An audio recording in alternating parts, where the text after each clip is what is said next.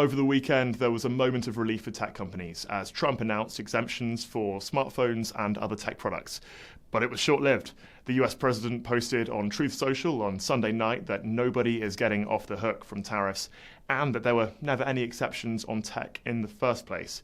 So some highlights from that Truth Social post. Trump described the 20% baseline tariffs that were in place before his so-called Liberation Day as fentanyl tariffs. He slammed China as a hostile trading nation, and he claimed in all caps to be looking at the whole electronics supply chain, before, of course, U-turning on the exemption. Trump's Commerce Secretary Howard Lutnick confirmed that there would be a comeback for these tariffs. He said, "We need our medicines and we need our semiconductors and our electronics to be built in America." Lutnick suggested that there could be levies on semiconductors in a month or two. And after a week full of brinkmanship between the US and China, the trade war shows no particular sign of cooling down. China has stopped exports of a number of critical minerals and magnets. These are raw materials that are absolutely crucial to manufacturing everything from consumer electronics to defense systems. Beijing has already suspended the exports of 6 rare earth minerals that produce many of these magnets, and China